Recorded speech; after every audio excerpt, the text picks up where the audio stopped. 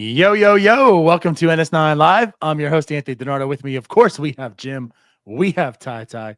Guys, happy opening day eve. How we doing? I'm doing awesome. It's the best time of the year. I mean, we've been waiting all off season for this. We have. First off, Jim, your hat looks awesome. I feel like that needs to be noted. New hat. Second off, I mean, baseball's back. All the frustration gets let out starting tomorrow.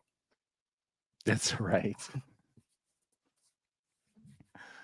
Yes. Tomorrow is the first day of our miseries. No. Honestly, though, for real, I'm excited. There's nothing. I mean, there are things better, I guess, but I mean, opening day is such a great time. It's a great day. And I mean, regardless, like I'm excited for baseball. I'm excited for Pirates baseball. We talked about the offseason. We had our differences of opinion to many others in the Pittsburgh Pirates themselves of how the offseason went. But hey, tomorrow's the first day that they can prove that they are right. They can prove that they're a winning team. They can prove they're going to get to the World Series. And I'm here for the ride. Can't wait. We're not going to be anywhere else. We were born into this. We'll be here all 162 plus. Well, plus. Yep. Shout out to Jordy Mercer. Who has you blocked, by the way, right? No, we're unblocked now. Oh, I thought you were still blocked. No, it was the first time you were blocked by me. both Jordy. So Jordy Mercer, Andrew McCutcheon both have you blocked. And then probably everybody's dads. At one point. Everybody's dads have Jim blocked. Yeah, the dads. They're so. There's a mixed reviews from the dads. Such is life. But no, we have a really good show. We have of course, as we do this every year, right before the opening day happens, our over and unders, right? Our predictions. It's a fun show. Before we do get any further, though, BetOnline is the world's most trusted betting platform and your number one source for betting on all the madness. Even if your bracket is busted, Jim, BetOnline has more ways to stay in the action with free Sweet 16 bracket, a live betting on every remaining tournament game. With the largest selection of odds on everything from college basketball to MLB, NHL, and MMA, BetOnline continues to be your number one sports betting source. From every Cinderella story to every hat trick, BetOnline has you covered with odds, stats, and more for every game, every play, every win. BetOnline, the game starts here. Gentlemen, happy opening day eve again. I just had to say it one more time. That's all. I'm excited. We made it. Like, literally, it's like we made it. We got through the offseason. And the offseason, I don't know about Jim's opinion on it. I just know it because you and I, DiNardo, have talked about it a lot. The offseason is a lot of fun usually. And it's maybe one of the more enjoyable times. But this year's different. I'm ready to get going. Let's go. I'm ready to watch. I'm the opposite. The offseason is like grueling. Like I just wish it just ends as soon as possible. Like I want to get to like tomorrow just can't come soon enough. I kind of feel like Cartman in that South Park episode where he freezes himself so he can just like fast forward to the Sega Dreamcast. I wish we could just freeze ourselves the whole off season until opening day, and then unfreeze ourselves, and then boom, we just missed the whole off season. That would be ideal for me. Yeah, I don't know, guys. I side usually, and yes, shout out to Harley. Welcome back, being a member. But I love the off season. I mean, I love the fact of building something. You know, and that's what the offseason is, like building a team. There's a lot of just when baseball season's here, you have to talk about what actually happened, right? The offseason, you can kind of imagine, you can discuss things, you can go off, right? And again, it's about building. I love building. It's kind of like the dynasty I'm making right now in NCAA football as I'm the back-to-back champion in our league, you know, like just building just winners and excellence. And I enjoy that for the offseason. But like Tyler said, this one I couldn't wait for the season to start. Maybe just because this offseason should have been different. and it didn't feel different.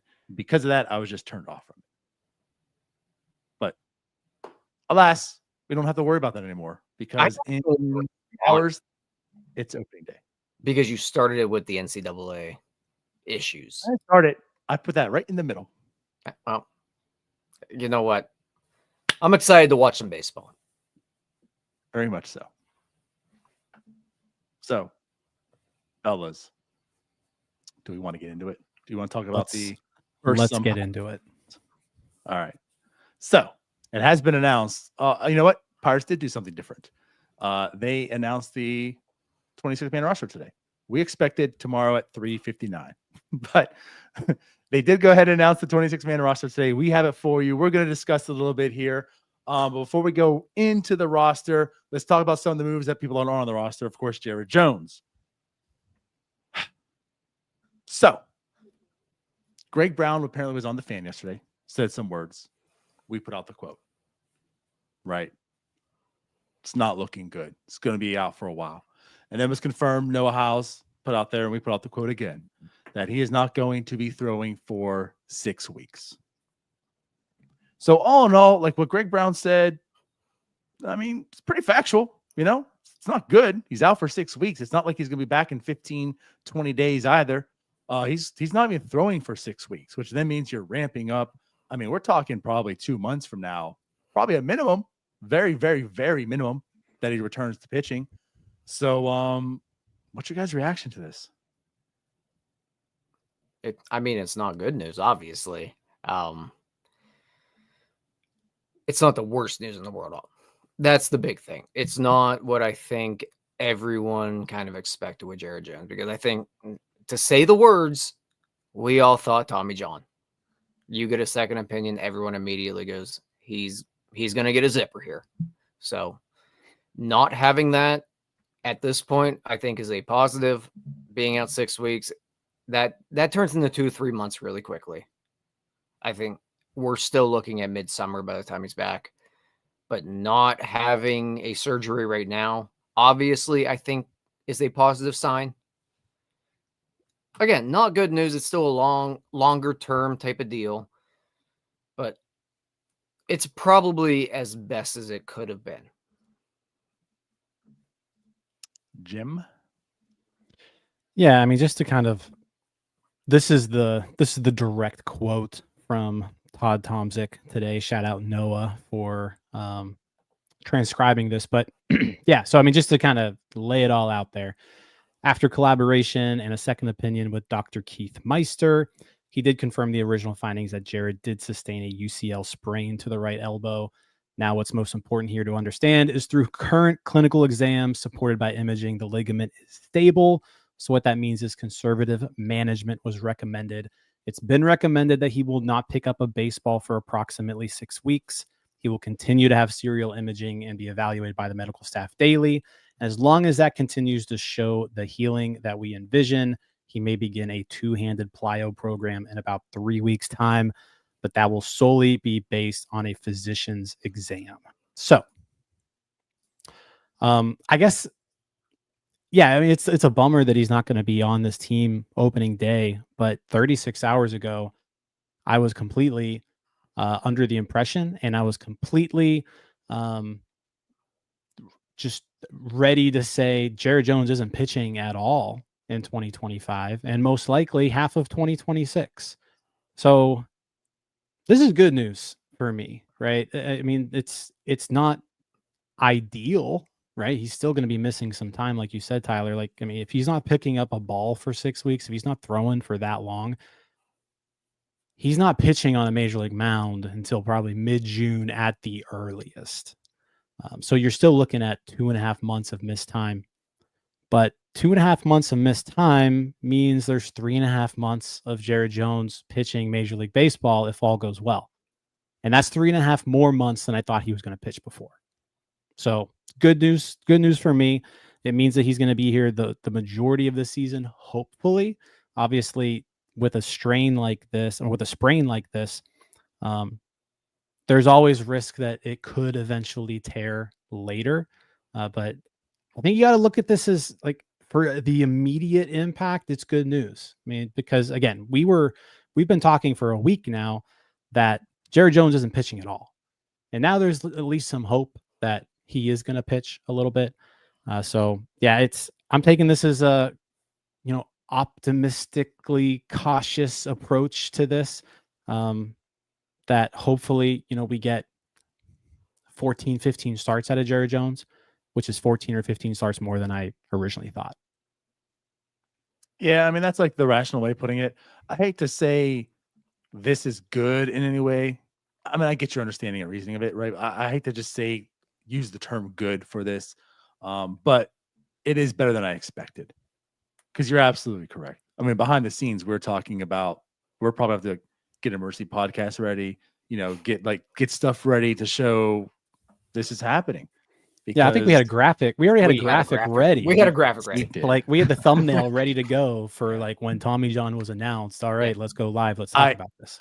Yeah, I mean, if you guys saw it, I changed it from season over to coming will back. return. Like, yeah, right. Yeah, we had that all prepared. So again, like that was our mindset. So to hear that it's 6 weeks of no pitching coming back, like, hey, Jared Jones will be back this year. So yeah, that is good. But I hate to say like it's good that, I mean, you're still losing Jared Jones for like 2.5 months at minimum. So like that still hurts, because again, like the strength of this team was the rotation, and you just took a big chunk of that out, right? You're already down Oviedo, who you thought could be a piece of this, right? He's gone. Jared Jones is gone. Like you're starting to go into that well now of depth. And we'll talk here in a shortly as well, who that depth's going to be. But yeah, like this still hurts, right? But it's better than we envisioned it to be. So that is good in that sense. But yeah, so let's get into it. So we know, obviously, Paul Skenes, the ace, leading the way. Mitch Keller's there. Andrew Heaney was signed to be in this rotation. He's there. Bailey Falter, especially now because of the injuries, like he's in the rotation. And that number 5 spot, did come out. And of course, today with everything being announced, it is Carmen Mlodzinski. He's going to be in this rotation. We talked on Starbucks, who we think it should be. Should it be Carmen Mlodzinski? Should be maybe like a Thomas Harrington? They ultimately decided to go with Carmen Mlodzinski. So, fellas, what do we think about this decision, Tyler? I absolutely hate it. Absolutely, completely hate it. And truthfully, one of the big reasons I don't like it is, look, guys, I'm a baseball fan. I hate bullpen games. They are miserable to watch. They're not fun. It's not entertaining. It also taxes the heck out of your bullpen. I don't like that. I've been a Thomas Harrington stan for a while here. I'm a big fan of the guy. I want to see what he can do. Could he use more seasoning in AAA? Probably. I don't dislike giving him a little bit more time there, but they're kind of in a pinch here. He can grow more in AAA, but I think he is close enough that he is a better option than going Mlodzinski, turning those starts into bullpen games. They might win a handful of those bullpen games, and it looks good on paper. I just hate what it does long-term to that bullpen. Yeah. I mentioned on Monday that I would prefer Harrington here. And my main reason for that is I just think Mlodzinski's too good of a weapon in the bullpen to give that up, because I think what you're doing here is by turning Mlodzinski into a starting pitcher, you're weakening the bullpen. And so then you say, okay, well, what's more important to you? Carmen Mlodzinski in the bullpen and Thomas Harrington as a starter? Like, what's the better outcome? Like, what gives you the better outcome? Harrington starting, Mlodzinski in the bullpen, or Mlodzinski starting and whoever that last man in is, right? Is it Wentz? Is it Barucki? Is it just Lawrence, right? So like you've got those guys, and I tend to lean that I prefer Mlodzinski back in that bullpen and Harrington there. He has been stretched out a bit. I mean, his last start in spring training, he threw 64 pitches. He hasn't pitched in a game since March 15th, but you got to assume he pitched like a simulated game on a backfield somewhere, and hopefully, went a little bit farther than that. So I don't know if these are necessarily going to be bullpen games, but I do foresee like Carmen Mlodzinski's probably not someone who's going to give you like 5+ innings consistently. You are probably looking at a guy where, 2 times through the lineup, right? And then probably out of there. With that said, there is kind of an option in that bullpen with Joey Wentz, who comes from the opposite side. He's a lefty, gives you a different look than Mlodzinski would, can also pitch multiple innings. So if you could piece together like a piggyback type situation where it's like Mlodzinski, Wentz, and that combo gets you through 6, and then that gets you into your bullpen, I think this is fine. Like, you see teams do this all the time. I don't have a problem with this approach. I think Mlodzinski is capable of being an effective 5th starter in the majors. I just don't think it's where he's best suited. But yeah, I'm interested to see how this goes, because I remember watching Mlodzinski as a starter in the minor leagues, and my first thought seeing him was like, I think this guy's a reliever, and I think he could be a good reliever. And so far, he's been a pretty good reliever. So now going back into being a starting pitcher, he was effective this spring. So yeah, let's see how it goes. If it doesn't work out, there are other options that they can turn to. I think that's the other thing here is the depth that they have. And DiNardo, you mentioned this before, but like the depth that they have, it's not really proven depth, but it's talent. Like, they've got talent behind Mlodzinski in case they need to pivot down the road.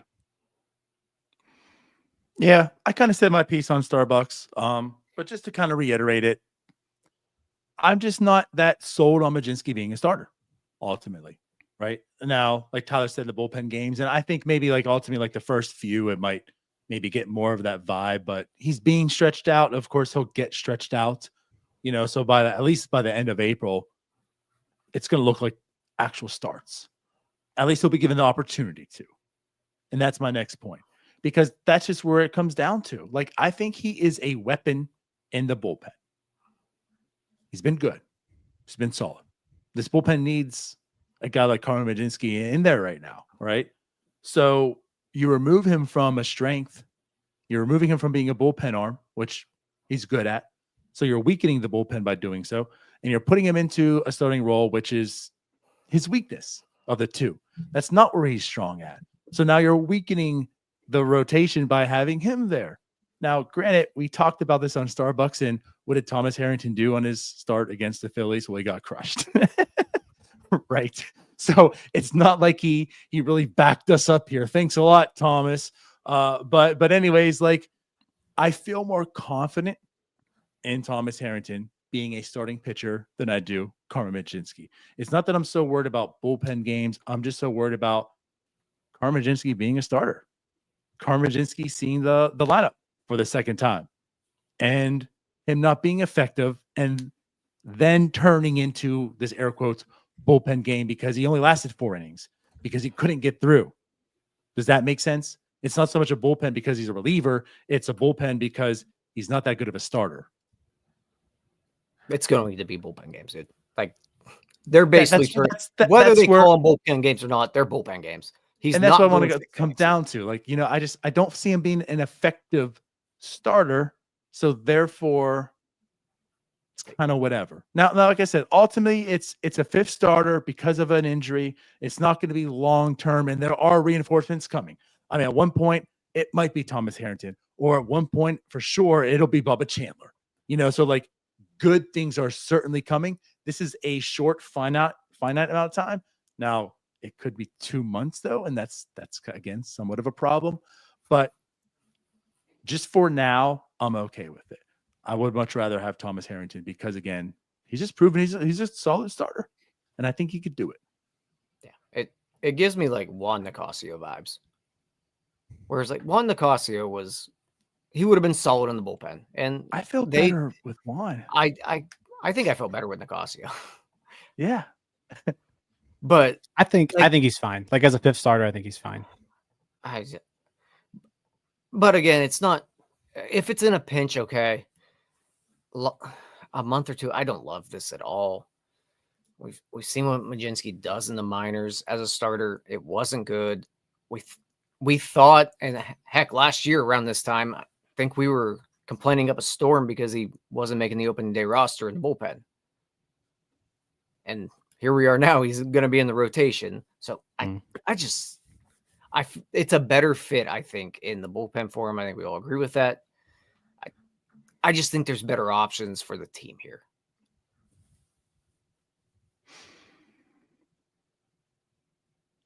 I agree. Like, I think there are better options. I think Harrington is the better option, but I'm also okay with this. It is what it is. I mean, he's flashed a changeup before, so he does have a third pitch. I mean, we'll see what happens. I'm rooting for him. Obviously, he came into the year wanting to be a starter. He's getting an opportunity. I'm rooting for him. I like Carmen Mlodzinski. We all like him, so we kind of all wrote that off. I remember on our first pregame show in spring training, I think he was starting that first game, and we were like, you know, it's all fun that Carmen wants to be a starter, but like, it's not going to happen. Well, here we are, opening day. Right. He's in the rotation. So, like, I think I remember that verbatim, like as a quote, like with him and Caleb Ferguson. Like, that's cool, great, go ahead, but you won't. Yeah, we want you to have that mindset, but you won't. Well, well, we're talking about all the depth. So anyways, he is going to be in the rotation. So again, it is what it is. You still have Paul Skenes on this team, and Paul Skenes is going to make sure everyone's ready to pitch. So there's that. And then I guess let's go ahead and talk about the final roster decision. So again, the 26th man was announced. Anything that was shocking to you guys about this? I know we've kind of been talking through it. And of course, you know, the catching, that's pretty much been answered. You know, I think really it comes down to like the bullpen arms. So yeah, is there anything that really shocked you with this? I mean, this is 20. I went 26 for 26 on Monday. That's on Starbucks. So I mean, this is what I predicted would happen. I wouldn't have gone this route, but I thought they were going to go with the four relievers, the four lefty relievers. They did that. Wentz, Meza, Ferguson, Baraki. They ended up going with Bay and Sawinski over Stewart. Yeah, so I mean, no surprises here. I think you can always ask, you know, you look at this opening day roster and you compare it to like last year's opening day roster or the year before, and like, it doesn't look great. I think, you know, Paul Skenes carries a lot of weight on his shoulders when it comes to carrying this team and the difference between this team and previous teams. But overall, like, Ji-Hwan Bae's on this team. Tommy Pham's on this team. Adam Frazier's on this team. Like, it's the same guys, right? It's the same types of players that we've seen before. Paul Skenes is really just that difference maker, and like, how much of a difference can he make? But other than that, like, there's nothing too sexy about this roster. That's for sure. Yeah, I mean, I don't think I have any real complaints on it other than Ji-Hwan Bae being on it. And I don't want him anywhere near this club, but all things considered, you asked about surprises. I don't know if there are any surprises here. The only surprise I would say would be ND, and we found out about that a while ago. Aside from that, I don't dislike anything they did with the bullpen here. They kept some guys around who, like a Joey Wentz, for example, he performed in spring. He had a decent year last year, all things considered. I like that they kept Ryan Baraki around. I know that you can't believe that came out of my mouth, but with the bullpen, I'm okay with it. Honestly, I just prefer better players, but with what they have, I think this is pretty close to the best they could have done. That's, I guess, like the unfortunate way you want to look at it. Yeah. Right. You know, having Bay and Sawinski, I think, was the right call given the circumstances. But it's like your bench is Bay, Sawinski, Adam Frazier, and Jared Triolo, and that's rough. You know, that's rough. Now I have hopes in Jack Sawinski turning things around. Right, there's definitely potential there. Jared Triolo is a great glove. He can play everywhere. He's versatile. But you know, like Ji-Hwan Bae, don't know how good of a MLB player you really are. And Adam Frazier these days, like I don't really know how good of an MLB player you really are. So that's two guys on the bench right now that it seemed like, I don't know. To the relievers, like it was interesting. We were having this debate on Starbucks, Jim, and because of Mlodzinski being there, like the Wentz addition, it makes sense. If it was Thomas Harrington, I mean, I don't know. Maybe Wentz doesn't. Maybe he still does. But I think Carmen Mlodzinski helps that because if Carmen Mlodzinski's on the team, he's in the if Harrington's on the team, Mlodzinski's there in the bullpen for sure. So one of those four lefties was saved by that decision. And again, maybe that's ultimately why they went and made that decision to have Mlodzinski as the fifth starter, so they can keep these guys, right? They've all had, outside of Mesa, Caleb Ferguson, Ryan Bruckey, Joey Wentz, they've had good springs. There's things to like of them as well. And they're keeping all four lefties right now at this current time. So there is that. But like, there's nothing too surprising. I will certainly say that. I would have preferred, ultimately, as mentioned, Harrington being there, which makes Mlodzinski into the bullpen, which probably means Wentz is the odd man out in my eyes. You could argue others, but that's really, honestly, I think the only thing you could debate with this. Yeah. I think you could argue, like, do you sacrifice the depth in the pitching staff to take your best pitchers with you? And I don't know if they necessarily did that. Like with Kyle Nicholas going down, like, did they really take their best? I don't know. With Harrington going down, did they really take their best? I would argue no, but we are talking about a 162 game season here. You can't always just, like, you're going to need arms over the course of the entire year. This is March 26th. The season is a war of attrition, but guys are going to get hurt. Arms are going to break. You're going to need more than the guys that are listed on this opening day roster. So yeah, like I think you could argue either way here. But going the route that they did, they went the route where when they do eventually need to, dive into that 9th, 10th, 11th, 12th bullpen arm, their options are going to be better now than if they had gone the other route and went with Nicholas and Mlodzinski and Harrington, right? So like they do have a little bit more depth to kind of tap into with the way that they went into this, as opposed to just picking their best 26 guys. I don't think they picked their best 26 guys. I don't either, but I don't think that's the wrong decision. And I think you alluded to that. It's kind of the way it has to go sometimes, especially when it comes to the bullpen. Yeah. A baseball season is a marathon. I mean, I absolutely get there's times you can just scream at a team for not taking the best guys up. When there's like true, I mean, you could make the argument of last year if Jared Jones didn't get called up. It's like, what are you doing? This is just service time manipulation or whatever. Like stuff like that. There's a need for them. I mean, they did ultimately bring them up, but like if they didn't, that's certainly a case you could say, hey, what are you doing here? This is dumb. I do think there is a rhyme and reason to not keep the best, right? Like you talk about Nicholas, you can argue Nicholas is. You could also argue that he isn't. He didn't have that good of a spring. He walked as many as he struck out. He didn't look sharp. So maybe there's also some sitting down AAA and getting better for him too.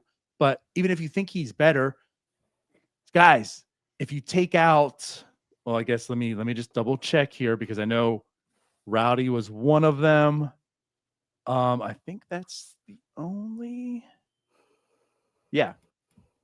position player. So the Pirates had 25 pitchers last year throwing relief. 25. Again, I say that just to give you that idea and example. You need arms. If you're going through and saying Ryan Bruckey, you're not making the team, Joey Wentz, you're not making the team, these guys that if you set free, chances are they go to another team, they're gone. Then the thing is, okay, so you have Kyle Nicholas here today, but maybe in June you need somebody who's there, who's still available. Now you're going down, dipping down to the AA nobodies, right? Again, like when I talk about like last year, like Brady Feigl was pitching. Like, do you want that to be a situation again? So again, that's where there is some true decision making where it might not always be the best 26 going up, but it's also so you have the best 26 available to you in July and August and September and hopefully October when you need them. So again, I thought maybe trying to hold on to 4 might have been too many. Maybe 3 is the sweet spot, but ultimately that's what they decided, and it is what it is. I'm okay-ish with it. Yeah, I mean, I think you can make the argument that maybe Hunter Stratton probably should have made it. He had a good year last year, but all things considered, what they ended up going with, I don't really know how you can have a legitimate gripe with it. You can complain about it a little bit, but I don't know if you can really dig in and dig your heels in on this one. And ultimately what we're doing is we're arguing about the last reliever spot. Perspective. Yeah. Yep. And like you mentioned, they used 25 of them last year. So it's like all those guys who they did send down, they're going to have them up here eventually. Yeah. Yeah. Just, you know what? Isaac Madison. Well, Brent Honeywell was good for the Dodgers, so I'll omit his name. Really didn't throw but again, like Ben Heller.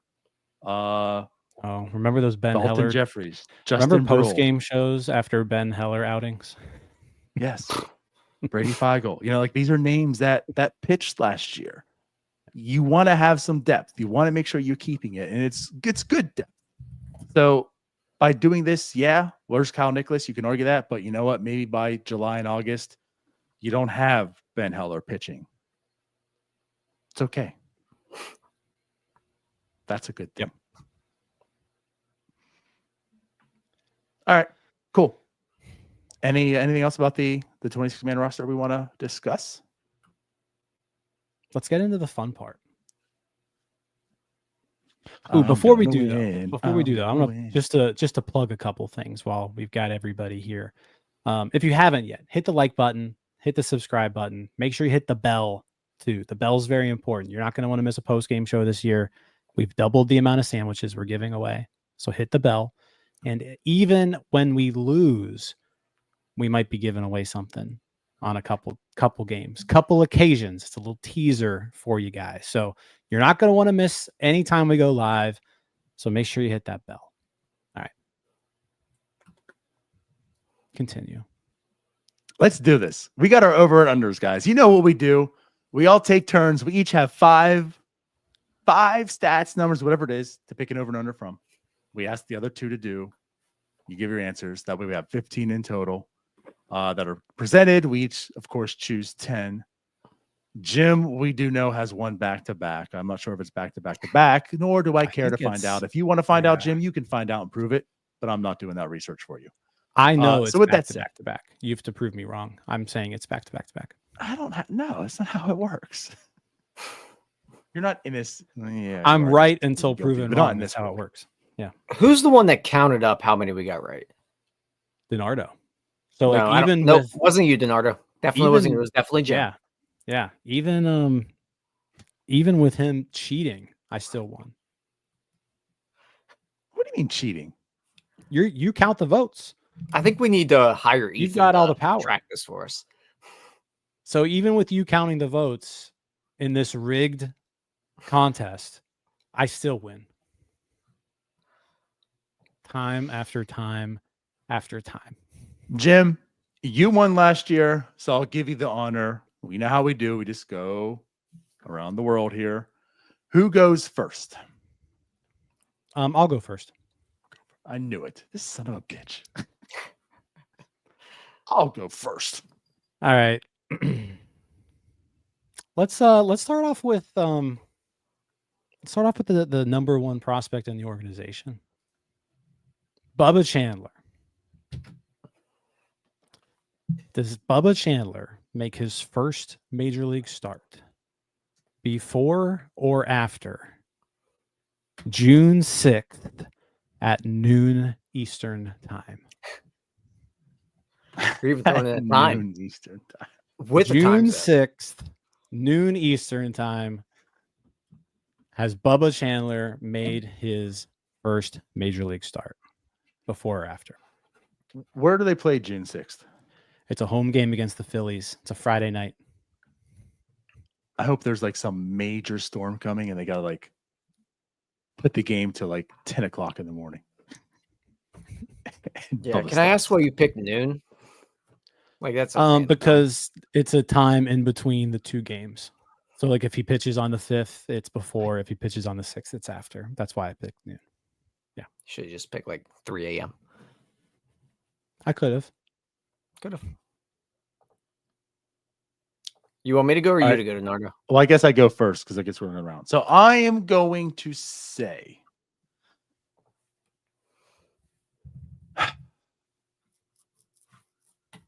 damn it. No. It's after. It's going to be after. When was Paul's last year, by the way? It was like May 12th. Something. It was. I want to say it was May 12th or 11th, somewhere in that area. I have this feeling. Okay. It's a feeling. But I feel like he won't. I don't. This is going to kind of contradict what I say, though. But like, I feel he'll go the Paul. I don't know, man. I'm talking myself into it now. You know what? Screw it. I'm here to win. I'm before. He's going before. It's before. All right. So I'm gonna go after. And I'm That's going why after. I changed it because Tyler was all about Paul going after last year. Well, I know where Tyler's going with this, so I'm going before. Yeah. So if I can just explain that quickly, the difference is Paul Skenes was basically at the top of the list last year of guys coming up. This year, there's a couple guys. I think Harrington, Ashcraft's going to be in that mix. Burrow's going to be in that mix of guys that can come up beforehand. Bubba's a bit more raw than Skenes was, obviously. So I think it's going to be probably late June at the earliest. All right.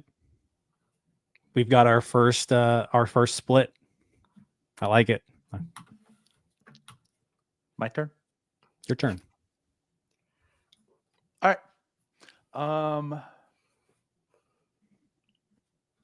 I'll go with this one just because I know who's in. Well, I guess it's always going to be this people. Okay. So I feel like this guy is on our over-unders every single year for different reasons. So I'm going to put this out here. I'm going to give you a number. He made the roster. He's on the bench, probably. Jack Sawinski. Mr. Power. 11.5 home runs this year. Over. Smashing it. He's hitting 20.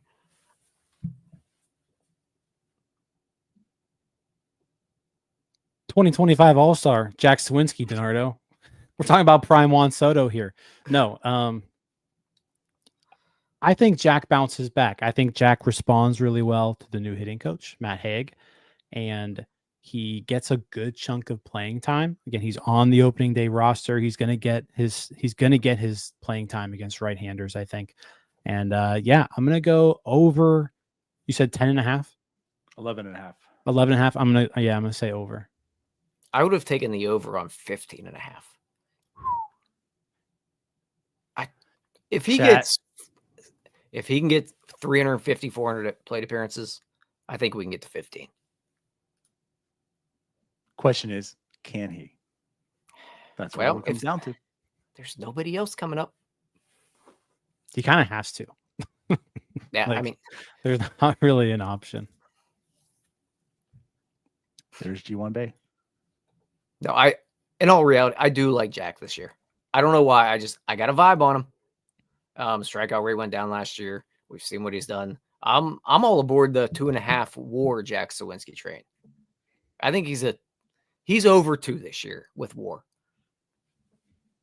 I love it. I think we're all to some degree on the Jack train this year. Yeah, I think you set that too purely on low. Vibes. I think you said it too low because I think we're all Jack supporters here. I think I coined it. We are all on the Jack wagon. The Jack wagon, baby. I love the Jack. All aboard the Jack wagon. Choo choo. It's a Hop train, on. but I don't care. It is a train.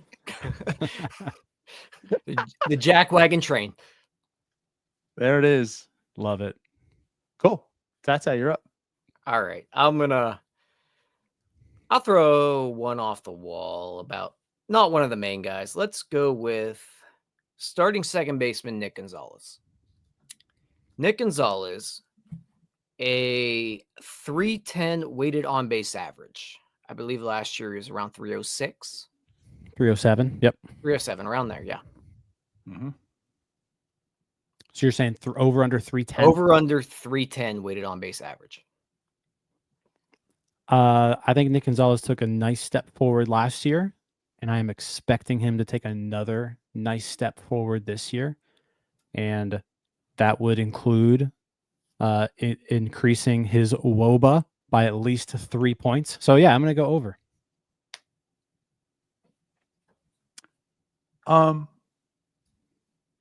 It's a good number, ain't it? This is a game, right? This is a game. So Jim's won back-to-back. So I could take the approach of just matching everything Jim says. So that way I'm at least right with him. And it comes down to you, Ty. Don't want to put my personal gain on your baseball knowledge. Or do I just want to go ahead and say what I want to say? Well, it's both in this circumstance. I'm taking the over. So I'm tied with Jim here, right? No loss, no gain. But yeah, I think I liked what I saw out of Nick Gonzalez last year. Coming up, I mean, he had his struggles, but that was his first like long-term stay in the major leagues where it's like, hey, this is your position. Like, you're going to be a second baseman now. I liked what I saw out of him. And I think he made necessary improvements. I think the stuff that he's done is something that can last, right? Like, it's not a fluke. And I think he can get better, just like most players taking that next step, right? They're entering their second full year. So I do. I'll go on the over with Nick Gonzalez. If I remember correctly, I think Steamer has him somewhere around 313. Steamer has him at a 320. 320. And Okay. Zips it at 325. Okay. They're going high on him, actually. Yeah, They both have him above average hitter. hitter. Yeah, 310 would be on the low side of his projections, but it would be higher than his year last year. Yep. All right. My turn. We're going to go with O'Neal Cruz. O'Neal Cruz time. Combined home runs and stolen bases. 59.5.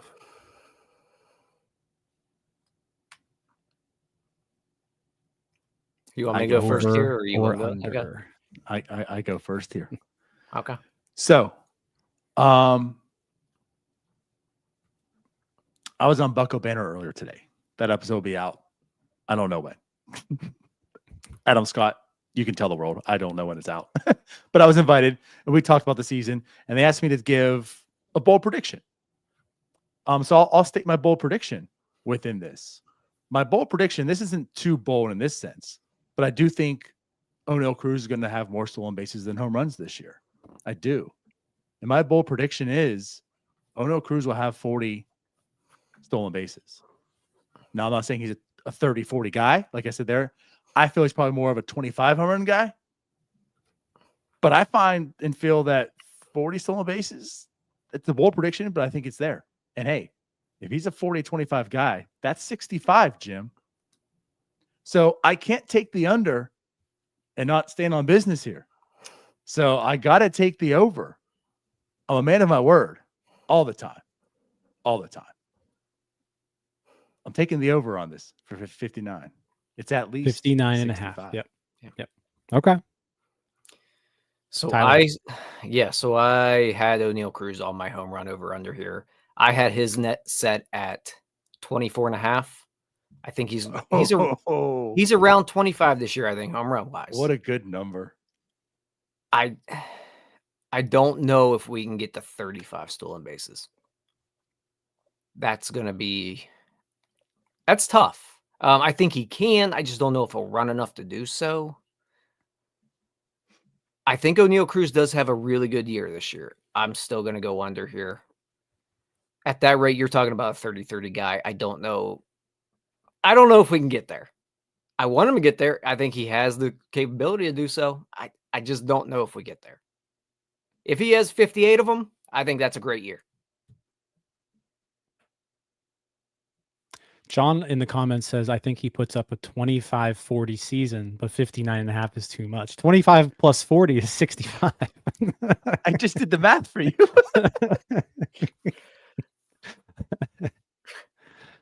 Yeah, I John, figured because we've what are been you doing, talking about 30-30 for a while, and that's why I figured that'd be a good number, 59.5, because it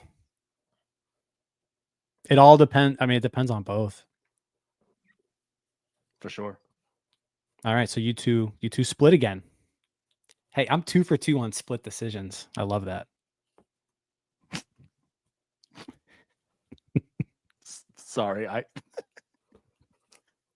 Buckle Banner just texted me their graphic of a quote I made.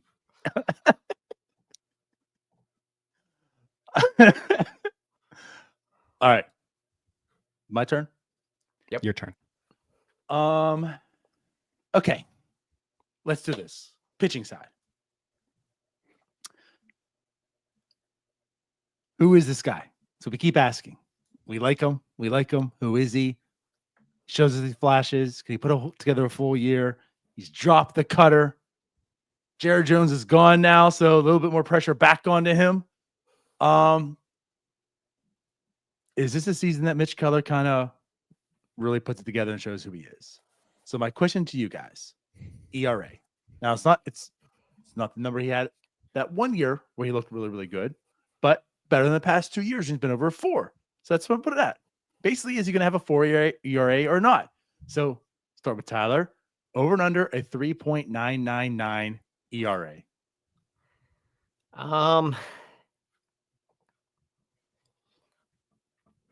That's a tough one, man. I want to say over so bad because it's what he's shown us. The last 2 years, he's ended up just slightly above a 4 ERA guy.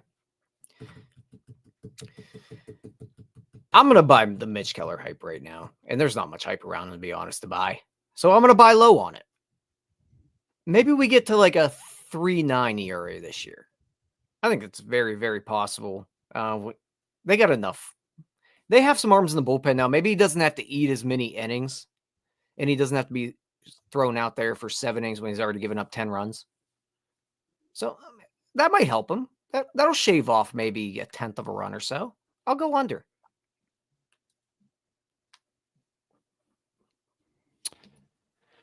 I'll tell you this: they're going to need him to be under.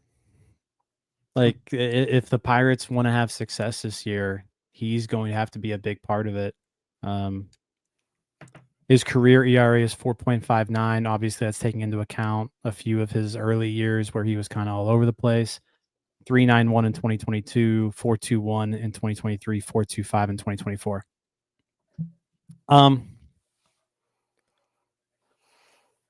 Ditching the cutter, I think, is big though. Like, it was just a really bad pitch for him, and so if like he's truly just scrapped that pitch, I think he can be a little bit more effective. And I kind of like what Tyler said. And we've seen the last couple of years where towards the end of the year, this team just like ran out of arms, and they relied on Mitch Keller to just go out there and get shelled a few times. Like, no matter if he had it or not, it was like, Mitch, you got to go out there and pitch 6 innings, whether you have it or not. And that contributed to that ERA going up. I don't know if we'll actually run into that same situation this year. So yeah, I'm going to go under here. I think Keller puts together a pretty nice season this year. Awesome. Under. Tyler, you said under as well, right? I did. Is this for the full season or just in a Pirates uniform, just to clarify? In a Pirates uniform. This is always the rules are. It's always just in a Pirates uniform. I'm going to go under. And that means something. I'm going to go under. Yeah, I'm definitely going under there now. Going under. All right. Am I up? Yes, sir. Okay. Let's go to the bullpen here. Let's go to a guy that I think we all hope bounces back this year. We're going to David Bednar. Bednar last year had 7 blown saves. Ooh. I'm setting the number this year We'll go. Let's go 4.5 blown saves for David Bednar this year. 7 last year.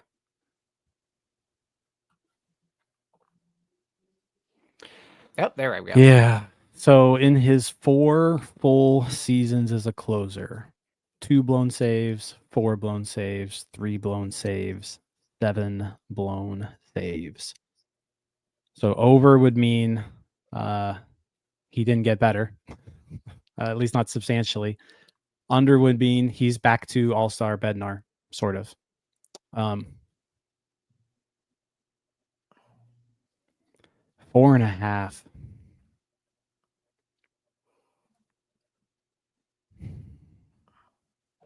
I'm just doing something real quick here. He's got an algorithm in the back. Yeah, I'm running the Gymalytics here. You gotta give me a We're second. gonna have a PowerPoint come up real quick. Explain his answer. So last year there were 35 pitchers in Major League Baseball that had at least 5 blown saves. And some of those names on that list are pretty good. Like Andres Munoz had 5 blown saves. Clay Holmes had 13 blown saves. Brian Abreu had Wait, 7. Did you say 13? I said 13. Aroldis Chapman had Jesus. 5. Robert Suarez had 6. So I think the other thing. I do think Bednar's going to bounce back here, but I am going to say over.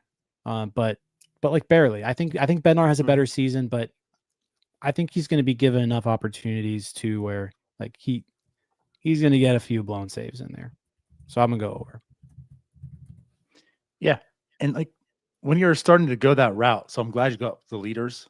When you're like, if he has over, he won't get better. And like, I kind of disagree. Like he can still be good and have more than 4 blown saves. You know, like you mentioned, like the 1 year he had 4, he had a 2.81 ERA, 2.61. Sorry. You know, like in 19 saves, like he could be still pretty good. I'm still going to go the over. But I think the other caveat to this is, will he have the opportunity? Like, what if he's in a situation where he has like 4 blown saves early on? And it's like, all right, you got to get out of here, and they have the change in closer. But that's the thing. He doesn't have to be the closer to get blown saves. That's it. Yeah, I mean, like Well, Colin true. Holderman last year had 5 blown saves. Like I said, Chapman had a bunch. Like I said, you can get blown saves by not being the closer. So I don't know if that really affects it much. I think he's going to be pitching in close games, which means he's going to blow saves, because like if you give up a run, you're going to blow the save. So that's why I'm going over. He'll get the win. Yeah. But yeah, I'm going over also. Dang.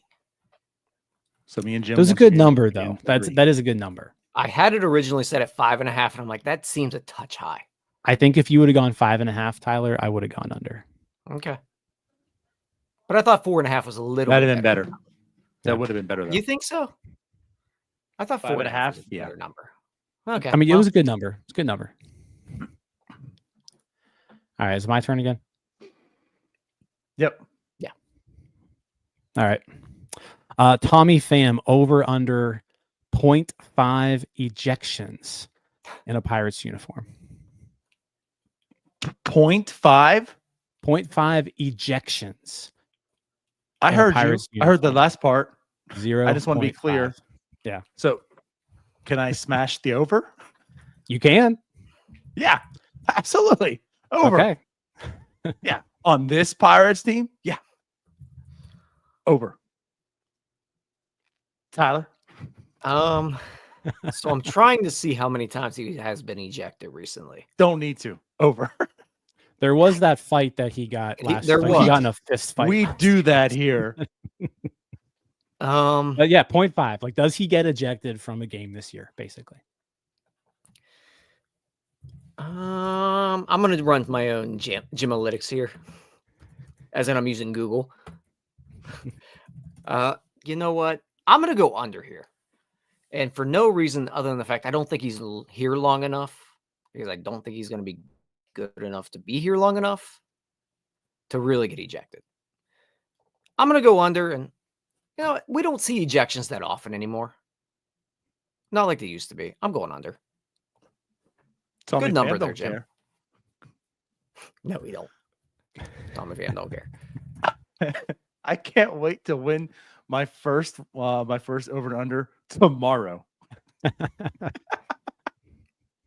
But he gets ejected opening day. Yeah. Be like, well, check. Boom. +1 for DiNardo. Yep. Yeah. I guess the better question is, does he get ejected for fighting the other team or his own team? Hey, you never know. Do I get a bonus point? All right. So my turn. Yes. Oh man, I have 9 picked out because I figure, of course, we'll have like overlap on players and such. Let me do this one because I think we had a little bit of a debate. So let's put it on the board. IKF gonna be starting a shortstop this year. What will his total WAR be? And we are going to use Fangraphs. So F4 by the end of the year, over and under total WAR set at 1.05. 1.05 or 1.5? 1.05, right? 1.05. Okay. I'm going to go with. Sorry, guys. I'm going under here. And I'm going under here mainly because I do feel like he gets dealt at some point. And we're going Pirates uniform. Also I think fair. I think that definitely plays a factor here. The fact that he's going to play short every day definitely doesn't help. I'm going under. I think he's going to gain enough value by playing short every day that he will go over. He had positive defensive value last year playing primarily shortstop for the Pirates. The thing that hurt him was he was just pathetic offensively. I don't think it's possible to be as bad as he was offensively for the 2 months that he was over the course of a year. And that just by being a mostly everyday shortstop and playing the position average, his WAR will at least start with a 1 and hopefully have another number after that. So yeah, I'm going to go ahead and say over 1.05 Fangraphs WAR on Isaiah Kiner-Falefa. So you're saying they just hand WAR to shortstops? I'm not saying they hand WAR to shortstops. It's a position where you can rack up value because you're playing the hardest position on the field. Didn't we have that? Didn't I have that little argument with you guys like 5 years ago about handing WAR to catchers? You did. Catchers. Yeah.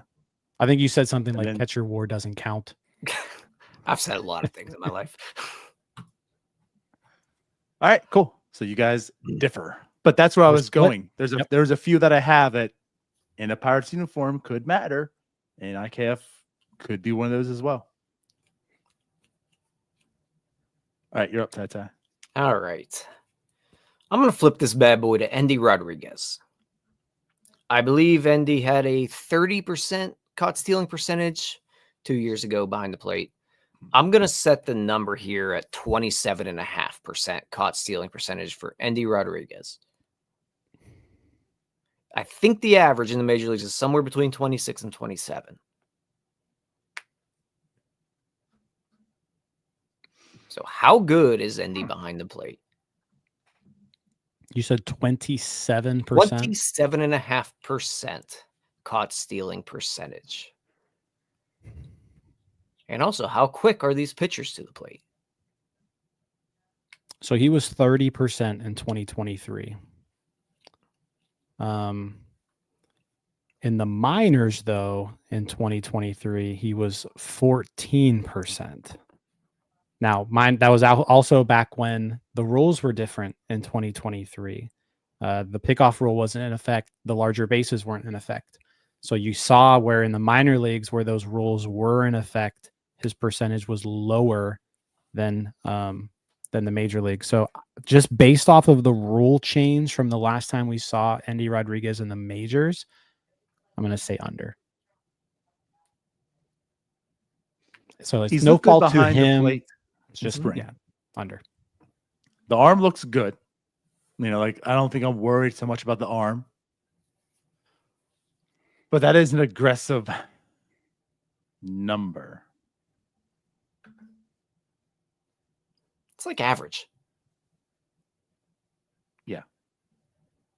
We've seen Pirates try to throw out base runners. Yeah, it hasn't been bad lately. Our guy Michael McHenry's not behind the plate. I'm curious. What was Bart last year? That's a good question. Bart feel like it last wasn't year was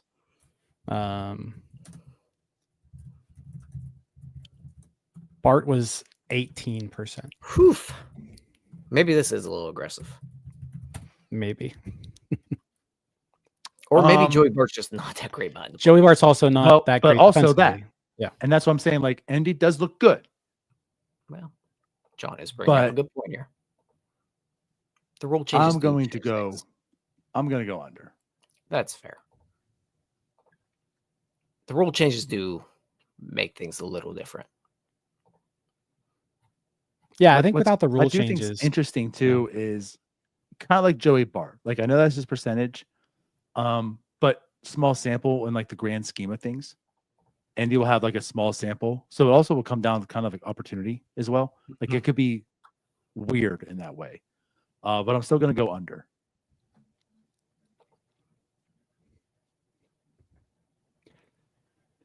All right. You know what? And yeah, there's Ellie on the other side, the Reds. Ellie's gonna have like a 5 stolen base game. Ellie's in the NL Central, so under. Yeah, and Paul's not the quickest to the plate. Oh, Paul's been okay. He's just he holds them though. Yeah, he does hold them well, but like he's not the quickest to the plate. He's got that pickoff move. He does have a good move. Pickoff. He does have a very good move. All right. Am I up? Yeah. Andrew McCutchen. Over under 99.5 weighted runs created plus. Oh. Is Andrew McCutchen going to be an average hitter in Major League Baseball at age 38? Or is he not going to be? He better. He needs to be. I am saying yes. Again, encouraged of what his 2024 was. And he is coming into this year as healthy as you could expect to be, right? After last year and such. I say yes. The skills to me are still there to some level and degree that he's an above average hitter. So, yes. Yes or over? Over. Over. Over or under? Yes. What was the number again? 99.5. I'm going to go over because I'm just going to go over until Andrew McCutchen shows me he's not an average hitter. He's basically been an average hitter his entire career, at least. Or obviously well above average. So I'm just going to keep riding that over until he shows me he's not. Simple solution. Simple. So you both said over? Yep. All right. Okay. Let's do this then. Let's go back to the bullpen. A little different. I'm not going to use my Bednar one because we've talked about Bednar, so I'll talk about somebody else, and I think this is intriguing. And what happens with Bednar could play a part in his tenure of the Pirates and what he does. But Dennis Santana, big integral part of this bullpen when he came over. Again, keep talking about after that one outing, like the first, I think it's actually his second appearance. Either first or second, he had like 6 earned runs. It was awful. Since then, he was the best reliever of the Pirates team. And Dope, we talked about Dope, the Department of Pitching Efficiency. He seemed to be like the leader of Dope in spring training. Just so efficient. The Pirates needed 2 outs. He would come out there and the inning would just end. It's done. I don't know if I worry that Dennis Santana might be off to a sketchy start because he didn't get enough work this spring. So with that being said, the guy doesn't have hitters, doesn't allow walks, Guys don't get on base. So his whip for this year, fellas. Dennis Santana's whip over and under 1.001. And I do believe, I'll look it up, his whip last year with the Pirates was a 0.92. It was 0.92. Tyler. I'm going to go ahead and go over here. And I do like Dennis Santana. There's not much to complain about him. I obviously complained enough about him last year, and he turned out to be okay. I just think that number's a touch low for me. I still think he can be a very effective reliever, just maybe not to that number. It's an 0.50 in spring, just to say. Yeah, and he also didn't strike anybody out in the spring. Doesn't need to. I mean, you kind of do that. Not when you got IKF at short. I hate you so much.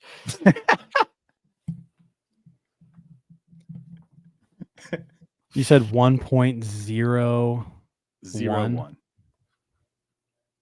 So 29 relief pitchers last year had a whip that low. Yeah.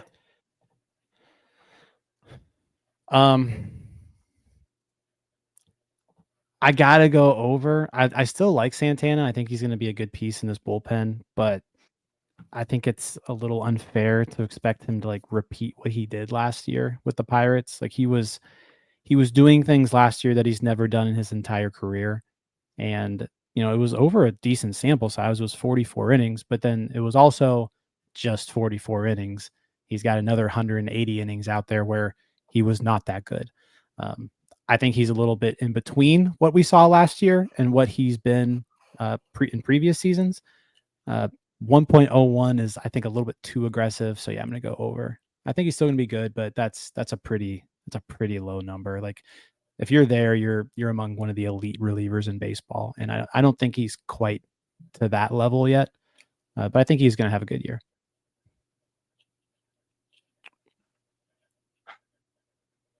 Okay. Sorry, DiNardo. No split decision again. Yeah. I'm just saying. I mean, sometimes you just you got to believe. And you guys need to keep believing. And Jim doesn't. I guess I don't. That was great. All right. So you both take the over. Yeah. Fine. My turn? Yep. All right. Let's flip to a guy we haven't talked about yet. Brian Hayes. 15.5 defensive run saves. Does he play enough to get to that number? Said 15.5. 15.5.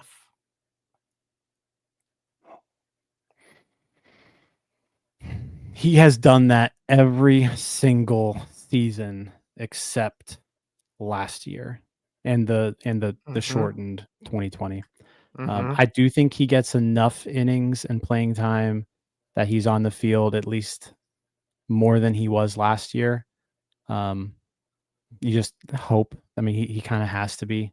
So I'm going to go over. I'm going to say like prime defensive key is back this year.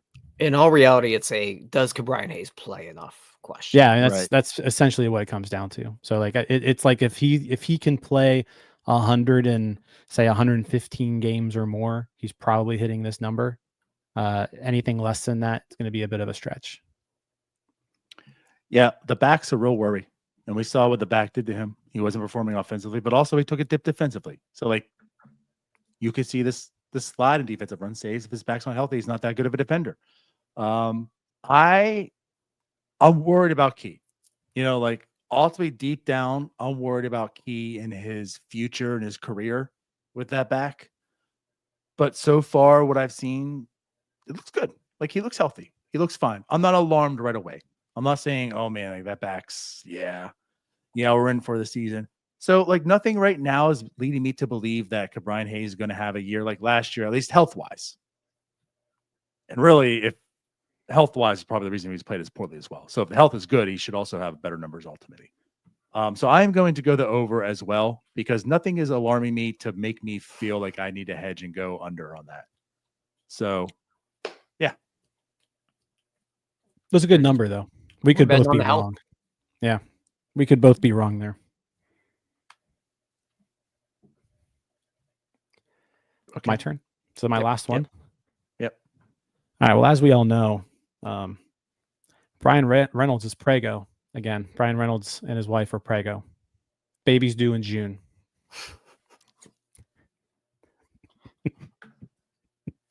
This is for Bucko Mike. Over under Pirates win Under. percentage while Brian Reynolds is on paternity leave. 0.499. But hold on. But while he's on, what are the numbers when he's on paternity leave? I don't know. He's gone. He won't be on the I team. know, but the problem is he's a detriment to the team while Brian he's Reynolds prego. is on paternity leave. Over under 499 win percentage. Right. Like Brian Reynolds is going to have a bad year because he's prego. Shout out to Bucko Mike. But if he's not on the team, he can't hurt him. So the team could also be better. So actually, you know what? Let's do this. When's he due, Bucko Mike? June. Sometime in June. Yeah. Bucko Mike has So, the like- exact dates, I'm sure. I'll say this. It's such a stupid over and under, by the way. Absolutely ridiculous. Because it's probably Imagine going to putting be this like on a graphic. Over and under Pirates winning percentage when Brian Reynolds is on paternity leave, and having people actually answer that poll. Over. all right.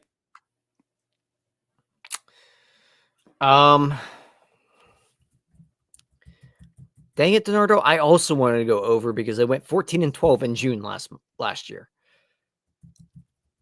Oh, June's the month where he like goes off too. Right. Oh. You know what? Yeah. I'm going under because June is Brian Reynolds' month. Although it could be it could turn into the team's month. Maybe it's a baby Pirate Reynolds. I don't know. Like whole But shebang it's here. going to be like June 16th-ish, maybe. And Who they play around? Bubba's then? making his debut. True. I was trying to figure out who would be on the schedule around then. I know that's impossible to figure out the schedule. Wait, ask Noah. Noah, is Paul Skenes starting? I think I just got put on a list because I'm like frantically typing. When is Brian Reynolds' baby due?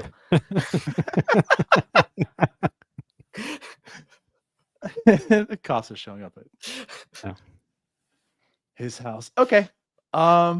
Is it to me?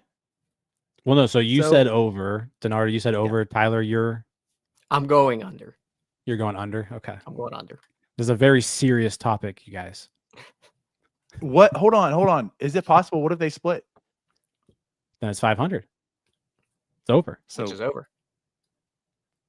It's 499 is the over under. oh, my bad. I thought you said 500. No. Either way, it's basically 500. Okay. Cool. So I was going to go another route, but not one of us has brought this person up yet. I wasn't even going to put out an over and under because I'm like, well, someone's going to anyways, like whatever. Maybe y'all have the same mindset and maybe none of us put an over and under for him. But I got one just in case, and I'm going to have to break glass for emergency. Paul Skenes, fellas. Not one person going to give a Paul Skenes over and under. He was my next. This I didn't even- race of the franchise? I didn't even put one on my list. I didn't. I was like someone else. Will I do was it. saving it in case no one else used it. All right. Let's have some fun, fellas. How good of a pitcher do you guys think Paul Skenes is?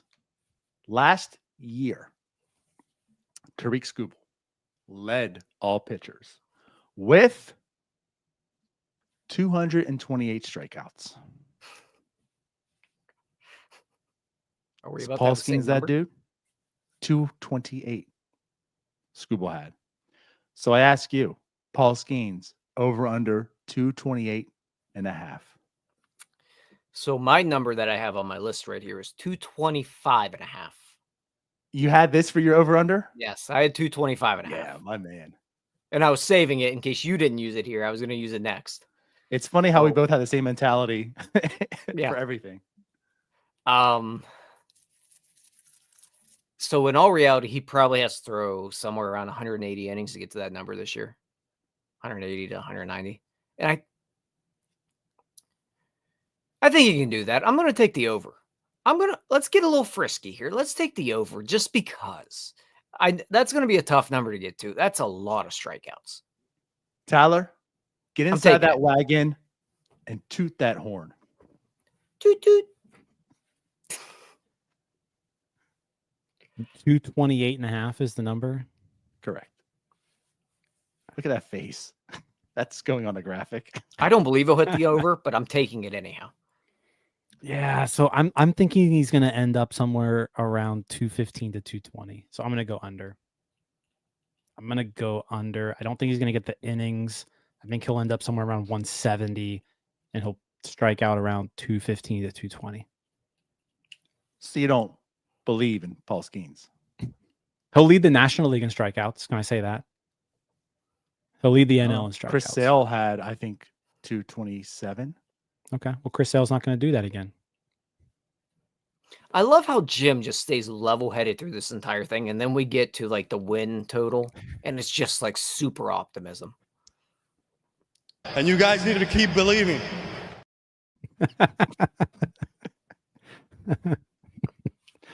All right. Okay, then. So Oh. you both say under. No, I said over. Tyler went over. Tyler did say over. Yeah, I'm going to go Yeah, under. for no reason. I don't think he'll get there, but I'm still taking it. Tyler's smart. He knows ball. I'm just not going to doubt Paul Skenes ever. All right. Am I up here? You're up. To wrap Last it one. up. All right. Yeah, I got a few on here, but I'm going to run it back to Andrew McCutchen here. Last year, 20 home runs. I'm going to set the number at 17.5. That might be a touch high, but 17.5 home runs, Andrew McCutchen. Does the old man still have it?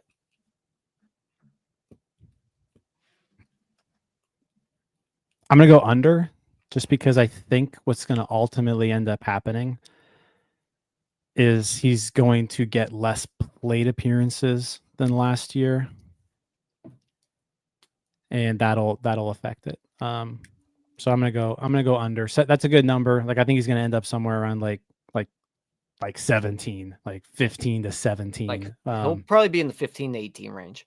Yeah. So, but I'm gonna say barely under. Yeah, like me personally, I felt like if he said 15.5, that'd be a really good. Or 16.5, 17.5. Like I'm with Jim. I just see less playing time this year. And I mean, he had 20 home runs last year in 120 games. Let's talk this through a little bit because I'm going to give you something you might want to hear. Oh, Andrew McCutchen was batting leadoff for quite a bit. Successfully. Loved Andrew McCutchen at leadoff. Kind of deferred later to the four-hitter. This year, Tommy Pham's leading off. Andrew McCutchen more of the middle of the order power guy, maybe. And he was good in the middle order last year also. He's needed for power this year as well. So even though the the games might diminish a little bit, he's needed as a power guy. He still has power. And I'm going to go over. This is where I get a little aggressive here. I want to say under. Logically, I'm saying under. But you know what? They're not going to utilize him as leadoff this year, I don't think. And I think, too, like Pham as a leadoff hitter was actually one of my over and unders as well I was going to throw out there. It was kind of boring. But this kind of goes to that. Like when Pham's not there, maybe Horwitz is a little bit. Like I think Kutch is going to be more of a middle lineup guy. So it's not really getting on base. That's his job anymore like it used to be. It might be that power. So, Tyler, I'm going to give you your over. Thank you. All right.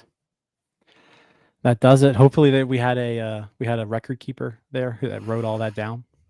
I wrote down mine and I'll go back. That's what I'll listen to it. It's recorded. I didn't write down anything. Yeah, I didn't write down recorded. anything. That's true. Yep. And at the end of the year, I'll make it up. I would say at the end of the year, when I win, you'll delete the recording.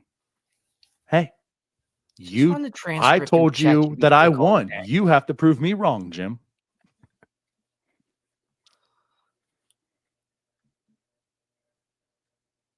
Fair. Well, there we go. There you I go. can do that. I'm gonna save All this. I'm gonna save. I'm actually gonna download this episode. All right, cool. So you're telling me if I tell you that I won in the year, you're not gonna believe me? Absolutely not. And you guys need to keep believing. That's never leaving the show, by the way. Now.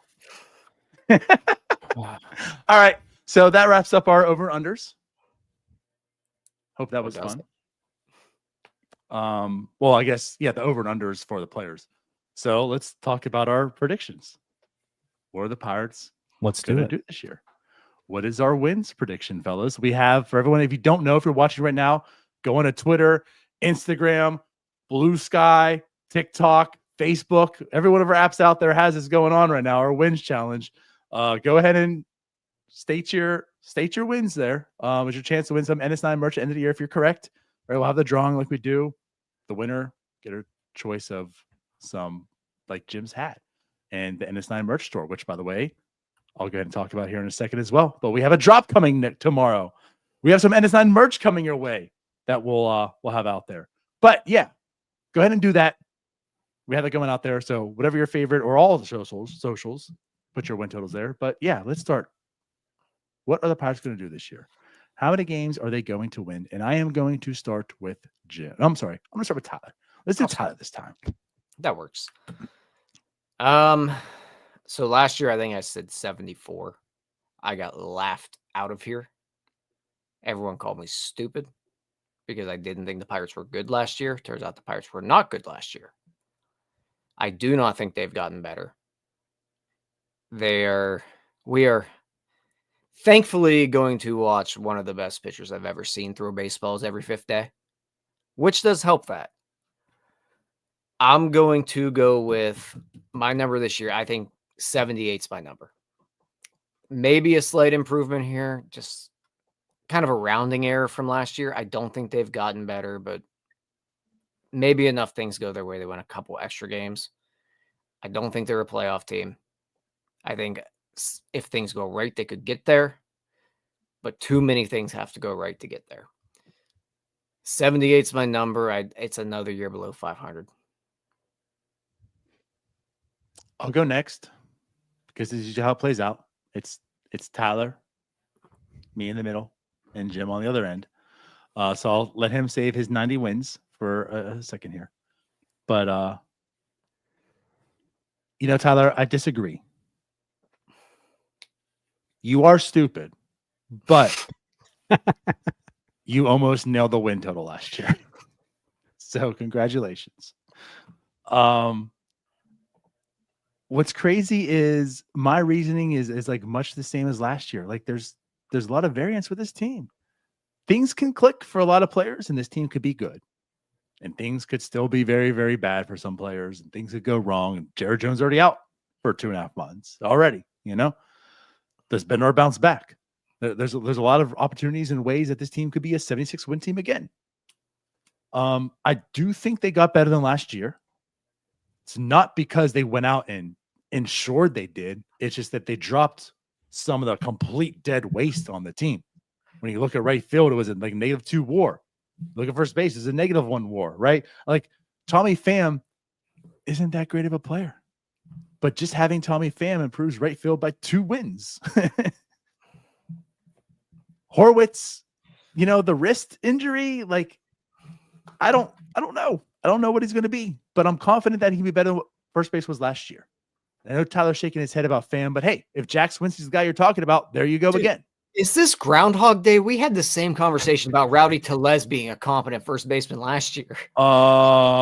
Who? Because not this guy, not you, and maybe Jim. I don't think I did either. No. But we all hated the Rowdy Tellez signing. I hated it. Continue, DiNardo. I think the floor's increased. The ceiling's just about the same. I'm going to say this team flirts with 500 this year. To make my mark and stamp, I'm going to say that they win 82 games. So 82 and 80. Yeah. Is that outside looking in? Pain in the big ass because they're above 500 and they got nothing to show for it, and just a few more wins. Maybe they're going to the playoffs, and well, you reap what you sow. Go ahead, Jim. You think of 102? I wrote some notes. I've got some notes. Let me pull that up.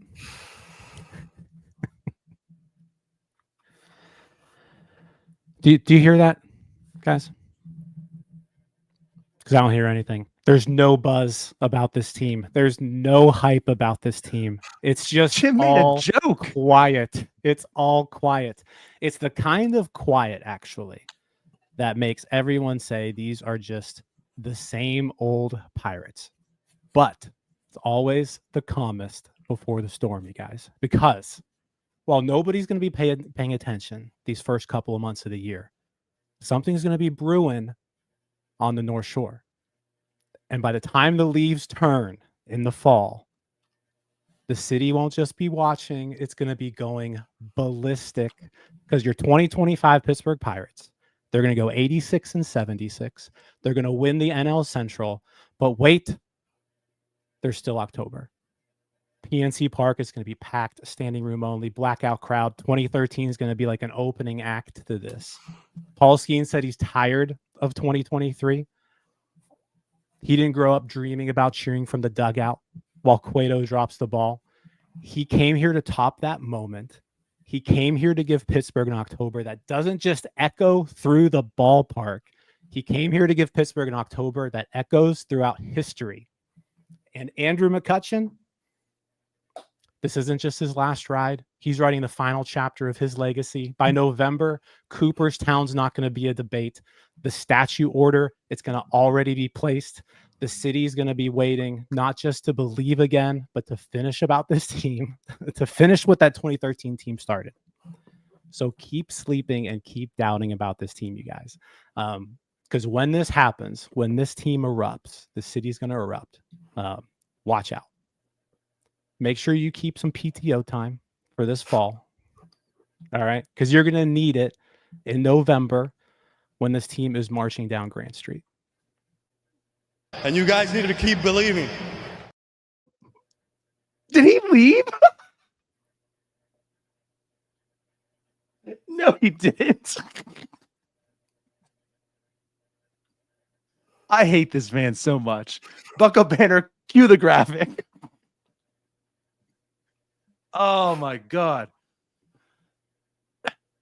Jim doesn't need to be on this. Jim is a politician.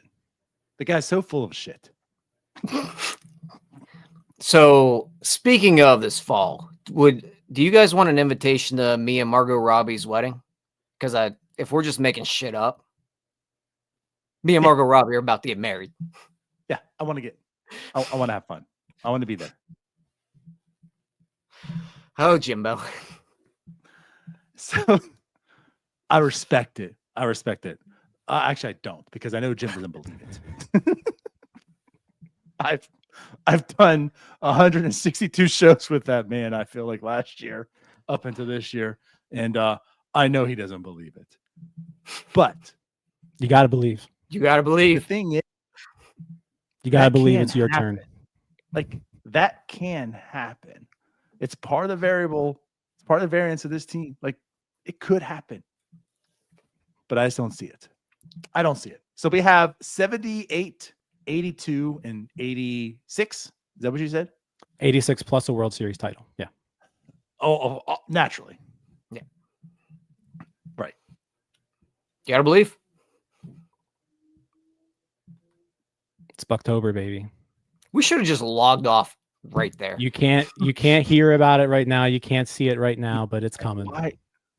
Instead of allowing him to leave the show at that speech, we both should have left it during the speech. You're right. We should have just left him alone, all on an island to himself. Just him standing there looking dumb, can't go anywhere, has to end the show by himself. I love the someone said, "Oh, Jim doing his best pony impression." Yeah, Oh no, the Rosati curse. Well, that's why I want to change mine. I'm like, I think I'm going with 72 now because simply that speech. It's over. It is. It's, No, you know what? it's I was completely prepared to come on here and say 76 and 86. And then I saw like that video that the Pirates social dropped, and I was like, you know do what? such a good job. I was like, I'm ready. I'm ready to run through a brick wall for these guys. Let's go, Bucks. World Series, baby. Make it happen. Here's the deal. If they can somehow get to the playoffs, Paul Skenes can just carry this team. There we go. Paul Skenes has make that it happen. Milwaukee Brewer. Let's make it happen.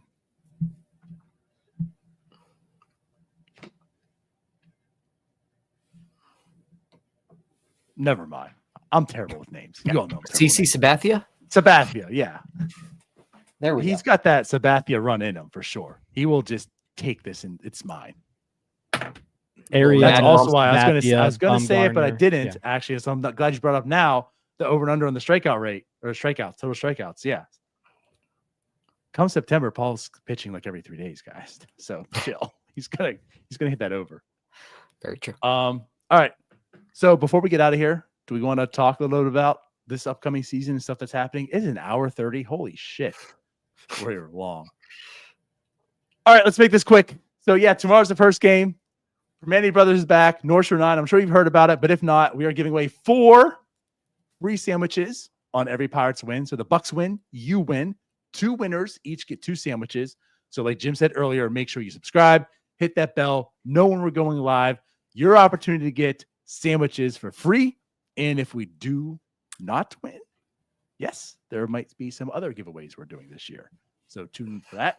Tomorrow, our very first NS9 merch drop. We have 5 items. One of them being what's on Jim's big head over there. Jim, you want to show that off? You want to be our model tonight?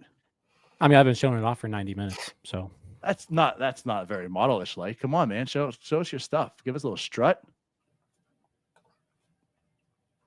It's a good looking hat. Look at that. So we got that hat. We have a sweatshirt. We have 3 other shirts. One might say good little ball player. I don't know.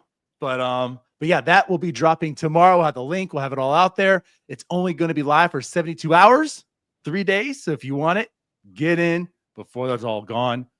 Outside of that, we have a new show debuting Friday. Do you want to tease that a little bit? You two are going to be Sure. on it. Yeah, we do.